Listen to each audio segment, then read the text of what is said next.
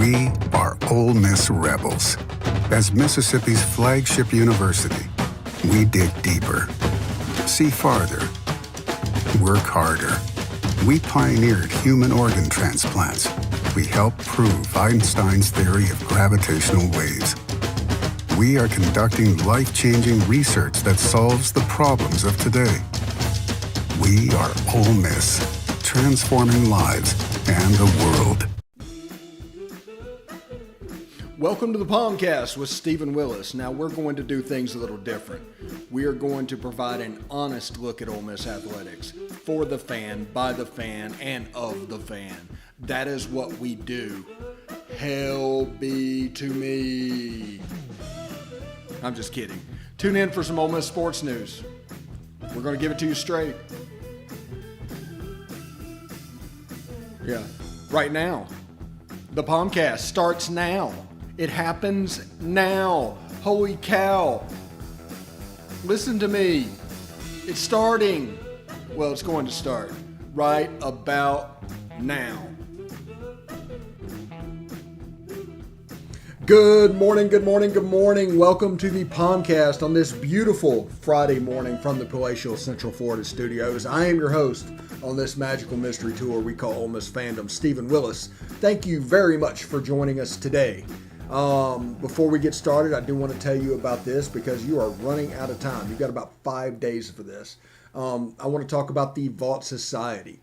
That is the major push from the Ole Miss Athletics Foundation. It's a 5-year commitment of support. Membership starts at $5,000 a year, and there's a benefit chart on the site. We'll give you that in just a second. All gifts to Ole Miss between now and June 30th, there's the 4 or 5 day thing I was talking about, will receive triple points. Red points are non-deductible and go towards priority seating. Blue points are 90% tax deductible and go towards parking and non-home ticketed games. That'd be bowl season, postseason, neutral site. There's a fine example of that coming up on Labor Day. If you have any questions about it, go to give2athletics.com. Again, that is give2athletics.com. Thanks for watching. You can catch us on Twitter at the Stephen Willis or at the Rebel Walk. You can catch us on Facebook at POMcast, POMcast, facebook.com/POMcast, or The Rebel Walk, facebook.com/The Rebel Walk. You can catch us there. You're on Facebook at Positively Ole Miss. Subscribe, hit the bell. You'll not only know that we're streaming, you'll know what we're streaming about. So no matter how you take it in, it's a good way to have on your phone so you can get the notifications. You'll always know when something's happening. And we're also on Twitch at Positively Ole Miss, all one word. We're on audio at Google Podcast, Apple Podcast, Stitcher, SoundCloud, Spotify, iHeartRadio, TuneIn Radio, and Pandora. We're on several other podcatchers as well, but this show's only 30 minutes long, so there's not really enough time to list them all. So thank you very much for joining us today. Today, in the second segment, I'm going to break into how the media, especially the national media, because they have to do this, is setting Matt Corral up as next year's Zach Wilson. That you see all the Heisman lists and everything come out, and they're going to act like Matt Corral came out of nowhere, even though he's the returning leader in QBR. So be prepared for that. We've gone over several times why he's not included on lists this offseason. Now all of a sudden he's starting to show up and it's starting to gain a little bit of traction. Just so people can have it on the record that they called their shot. They picked Zach Wilson before the rest of the country knew who Zach Wilson was. That type thing. And they just, I don't know. I don't know why they're doing it, but that is the second segment of this show. The first segment of the show today, thank you for joining us, revolves around Jay Johnson, the former Arizona baseball coach who just got the job at LSU. Now, why are we talking about Jay Johnson on an Ole Miss show? Well, that is actually quite simple. I want to talk about the failure that happened in regards to the media and this search, to where nothing seemed to be true at all. And everything went a completely different way, which makes you wonder. Now, we've told you several times that where your source sits on the game of telephone depends on how reliable they are. Well, these sources came out were like 10th or 11th on the game of telephone. Nobody was getting firsthand information. It was all being fed from Skip Bertman, or his camp, that area right there. That started the whole thing. People ran with it and just embarrassed themselves. Now, the media makes a point to call out coaches for underperforming, to force changes based on a narrative go over and over, based on their will. My question is to you, can we fire the media? Are they expected to perform? If they're going to put somebody else at such a high standard of execution, why aren't they there as well? Why aren't they there? They can influence and ruin another person's life just off of a will to make money and sell subscriptions. What happens when they're wrong? Dead wrong. Is there any consequences whatsoever for the media? You know, it's gotten to the point where, I don't know, some semblance of pressure needs to be applied. I don't know exactly what that looks like. I mean, that might be the SID pulling media credentials. Something needs to be happening, because I have worked, 20 years in the media at this point. I know all about this stuff. I know how it all works. I've done all of this. I've had all these conversations. But coming into this off season, I said that the weathermen, which I refer to them, whenever somebody pretends to play the breaking news game, when in reality, if you break something, you got about 30 seconds on Twitter. It's a complete waste of energy, and you can really just judge a person, by that. Or if they're willing to do that, that tells you what type of person they are. If they're willing to put that much effort into that little reward, that tells you a lot about what they are. But I came into this and saying the used to, back in the days of Rusty Hampton and Rick Cleveland and all those in the heyday of the Clarion Ledger back then, they usually hit at a 40-50% rate. I mean, it was a decent clip for hitting, because their unnamed sources told the truth. You could believe what was being said, and there was no self-interest at hand. There was nobody there. The advertising booth wasn't sitting right next to the assignment desk where they can influence each other. Now that's all changed, and I came into the season, thinking that 20%, that's how much they're right. 20% of the time they're actually getting this right, which is well below us. That's half as good as the Rick Clevelands and the guys were back in the day, because stories sit next to money, and everything is based on how much money you can make. That's the motivation for everything. But I think I gave them too much credit. See, I was looking at him like a Mendoza line hitter in the major leagues. And it turns out they're a Mendoza line hitter in the Texas League, trying to determine if they still want to try to play baseball. Hitting 197 against they used to be the Midland Angels. I don't know what they are now. If anybody knows what they are, hit me up below. Against the Tulsa Drillers way back in the day. And it's gotten to the point where you just can't believe at all.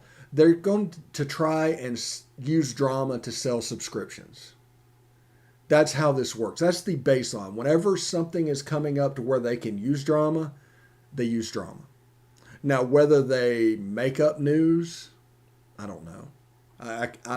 I can't say for sure that they are. I know in the past they have, but I can't say for sure that they are on this. It could be a source that is just lying to the reporter. That happens more than you know. But there kind of needs to be some semblance of consequences to get this media thing back on track. Now, we are in a place as a society, thank God, and this podcast is an example of that. Anybody can carry the water for this and cover a team. Anybody can. We don't have to buy a Clarion Ledger to find out what's going on in Oxford anymore. That's freely available online. Literally, the rebelwalk.com, you can let's see, yeah, gotta lean in a little bit. The rebelwalk.com, completely free, cover every team, provide a subscriber level experience for no money. All it costs you is your time, and it's well worth it. Yeah, I know. I say that every day, but it's absolutely true. So, what is going to set you apart and make it worth charging a subscription for, which is, to me, is evil to begin with. But what is going to set you apart? And honestly, there's nothing there. I mean, now they used to make their money, like the most valuable thing, by the way, this is a little inside baseball, on a Rivals or 24/7 site is the message board. That's the most important thing on those sites. We had meetings all about this stuff. The second is recruiting coverage. So if you can stir up the message board and get them active, that's a good thing for you. Now, it doesn't help you attract new subscribers necessarily. You need something out external to push that, like a coaching search, whether manufactured or not. And then they can spin it and kind of work that towards subscriptions. But we're talking about a subscriber base about like the readership of the Holly Springs newspaper, the Coldwater newspaper. We're not talking about a large number of fans. They might be loud. And on social media, we all know social media isn't real. I mean, it's just a large game of catfish. It's all performative. So that's not real. So we're dealing with, let's be generous and say 12,000 people. There's some people crossing over, so it's probably closer to 9, but let's say 12 out of the whole fan base. Now, if every one of those fans went into Vaught Hemingway Stadium and sat down in the end zone, I don't know if they'd be able to fill it up. Just the end zone section. Not even including the rest of the stuff. So be careful with these people that are loudly trying to influence a narrative based off of rumor mongering and drama. Because not only do we not know if it's true, which, like I said, 80% of the time, 90% of the time, it proves not to be. But understand the motivation, why they're doing it. Because they need to. Their livelihood depends on you being upset, on your anxiety, on your angst. Their livelihood depends on that. So they do it over and over and over, and it becomes not punitive. And all of a sudden, you look around, and the fan bases, whenever they fill the stadiums down there, there's less and less people going to games. Why? Harder to get into information, and an overall narrative of ne'er-do-well. You know, some of these guys won't even go to a away game to cover it, but they would drive to Kentucky to report on the NCAA. It's all a game to them. They don't care about Ole Miss because they're not Ole Miss people. They will tell you they're not Ole Miss people. The value of the dollar is more important to them than anything dealing with Ole Miss. Now, I'm not asking them to withhold information or keep away bad news. What happens, happens. We'll report it here all the time, all day, every day. That's not a problem. It becomes a problem when it's about manufacturing that bad news, when things aren't what they seem. And they call their other reporter friends and rely on their reporting. And see, it's all a game of telephone. That other reporter tells them something's going on. They run with what the bits and pieces that they want to run with. That a conversation actually covered more information than what they ran with, and then it becomes less and less. Start of the game of telephone is probably we're looking at Omaha to find our coaches, and by the time it was reporting, it was Mike Bianco is 90% going to get the job by Friday. It doesn't match. There's no consequences whatsoever. So it becomes just a giant disinformation campaign from the athletic director. Nobody looked at Jay Johnson because everything was looking over here.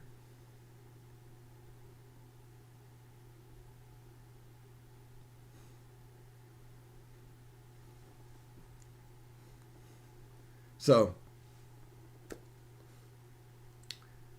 yeah, that's that. And like I said in the title of this video, can we just fire the media? These little games they play, these little stupid little games they play, is just ridiculous. It's all disinformation. Nothing can be believed. And there's motivation of trying to sell subscriptions in the background. There's nothing unbiased about their reporting. Everybody talks about emotional attachments of fans. I'll take the emotional attachment of a fan over an emotional attachment to $1 every single day, because people do evil things over $1. Period. But anyway, Jay Johnson got hired at LSU. That was a great hire. I actually enjoyed watching them play. And whenever you make a mistake with a fastball, you talk about a team that punishes you. And him with Dylan Cruz and that first baseman, that should be worth watching over the next couple of years. I think Drew Bianco's down there as well. So we're going to take a short break. When we come back, we'll talk about the weird situation about Matt Corral and basically what's next for him. What's next for us? How's this looking? What are they setting up? Anyway, stick around.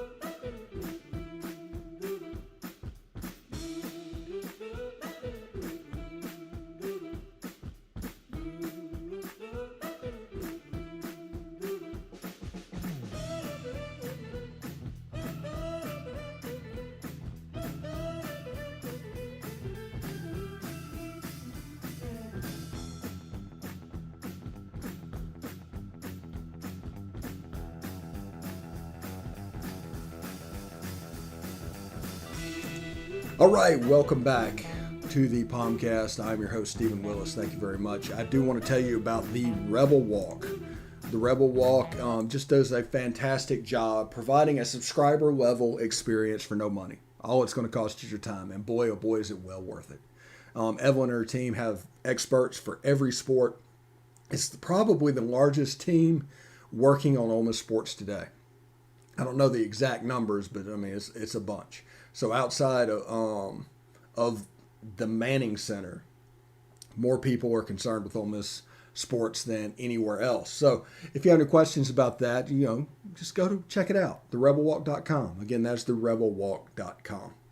Now, I do want to tell you, I've noticed a little bit of shenanigans going on. In the first segment, we talked about just firing the media, and this is another media game that they're playing. This is more on the national level as well. Those guys have basically just ignored Matt Corral this whole offseason. And that's fine. That's whatever. The Spencer Rattler and the Sam Howell thing, okay, that's fine. Do whatever you need to do. And the same people voting on Heisman, they're going to, they make these lists ahead of times and they look for confirmation bias. Yeah, fine, we got it. But now all of a sudden you're starting to see a little bit of the bubbling of Matt Corral below the surface. Does anything change doing this? Is this anything different? Not necessarily, but what is happening, I believe, is the media are trying to call their Zach Wilson for next year's NFL draft. And that is the player that before the season didn't really show out. During the season, showed out. He shot up the draft boards, ended up the second pick of the draft. That type of deal. And basically, they're setting up the NFL draft and the Heisman Trophy as basically two separate things, which it kind of is because the media votes. The same group of people that are setting the front runners now are going to vote on it in December. It's not that hard. It's not really about football. It's not really about playing quarterback or wide receiver or anything. It's basically about a popularity contest with the media. And then the team that wins a whole bunch and all that is going to end up with a chance to go there because they're able to follow so little. There's such a small group of people that's been tasked with following so many teams and everything that it becomes a point where you just don't have time in the day to get it done. Not if you're going to have a personal life at all, or not if you're going to do all of this stuff on the side. So the ball gets dropped. So you need players like this to shoot up and be in the NFL draft because there's more people paying attention to this, and there are reporters that talk to scouts, and there are reporters that mention these type things going on. So do not be surprised if you see Matt Corral shoot up the NFL draft board and be completely ignored in December. Now, if Ole Miss can win 9 games this year, I think there's an argument for him. I think he's going to put up massive numbers this year, even without Elijah Moore. I do think the offense will be more diverse this year because of the loss of Elijah Moore. That's Zach Wilson's new slot receiver up there in New York, by the way. I think it should be interesting. I'm looking forward to my favorite triple option in the history of football. I will explain it again. This is probably the fourth time this week I've explained it because I just really like it. The first option is the jet sweep. You read the defensive end. If he comes through unblocked or if he hesitates, you hand the ball off on the jet sweep. The second read off of that defensive end is to the running back. Just running a regular zone play, probably inside zone. If he goes to the outside with the jet sweep guy, that hole opens up. Hand it off on the running back move. The third option would be the quarterback on the zone read going out the other side if they start to flow with the jet sweep that way. It is my favorite triple option in football right now. Absolutely. I could watch it all day. And you will see once timing gets built, the ability for us to do things like that. Lane Kiffin is a huge jet sweep guy. He's always been. If you remember back to the 2014 game against Alabama, huge jet sweep guy. Just what he is. Mix that with the zone read, which also explains why in his offense, at least in the beginning when they started, TJ Yeldon had a little bit of a leg up over Derrick Henry. It kind of changed the way they played whenever Lane Kiffin was handing the ball to Derrick Henry 45 times a game, which, by the way, I would too. But Ole Miss didn't have trouble with Derrick Henry. Just didn't. And, that's fine, but this triple option is just absolutely fantastic. But what I was saying is, I kind of went off on a little bit of a rant there. the media picks and chooses who they want to put up on a pedestal. The media plus NFL scouts picks who they want to put on a pedestal for the NFL draft. Really, I'm going to say trust your eyes, basically. If a player's good, player's good. Player's bad, player's bad. Do not trust the opinions of outsiders. Do not trust the opinion of people that come to their decisions over the power of an almighty dollar. It's gotten, the assignments desk and the ad department have gotten way too close, and sometimes the same people are doing both. And once those two mix, you just can't trust the story. You need independence, and that doesn't exist anymore.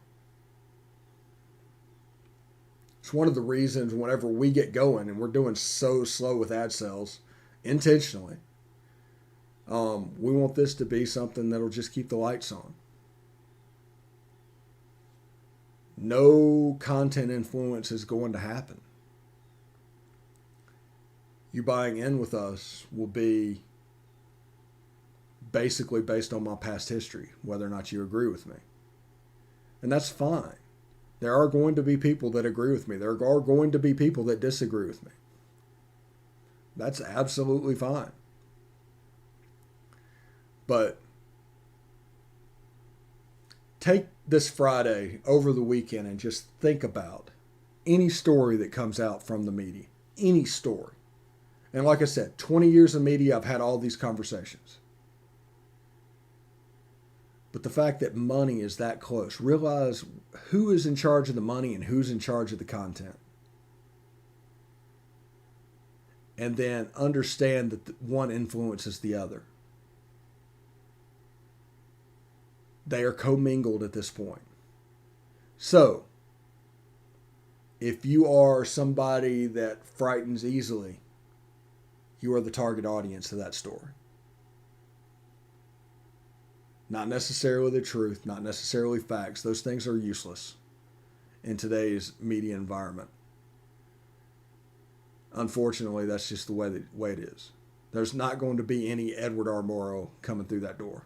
There's not going to be a Walter Cronkite coming through that door. It's just going to be a bunch of people that are selfishly taking this as a means to make money. That's just the world we live in at the moment. And it's probably going to be the world we live in going forward, because the individual reporter being able to pop up from anywhere, you don't have to go to a newspaper. You don't have to have 13 levels of supervision anymore. You can just pop up like me on social media and do my thing. That's going to make it hard, and that is going to allow unsavory people into this. Me, my motivation is to cover Ole Miss fairly. My motivation is not to take advantage of fans who are trying to come up with an opinion of what's going on, a reason why this is happening. I am not in the business of coaching searches, and I'm not in the business of breaking news. Like I said, it's a waste of time. Waste of effort. Anybody that breaks a story has it for 30 seconds, 60 seconds on Twitter, period. It's gone. Don't even know who broke it at that point. So, I'm going to give you a couple minutes back before the weekend. I do thank you for joining us today. We did a little media talk today with a little bit of Matt Corral. Thank you very much for that. This today at 2 o'clock, Rebel Rankings coming out. We're going to try again to hook up and do a Rebel Walk recruiting show tonight with Leanne Herring. And got an Alabama preview coming for you next week. We're recording that tonight. Today's going to be a busy day for us. So stick around, have fun, and if you're not having fun, leave. Hotty toddy.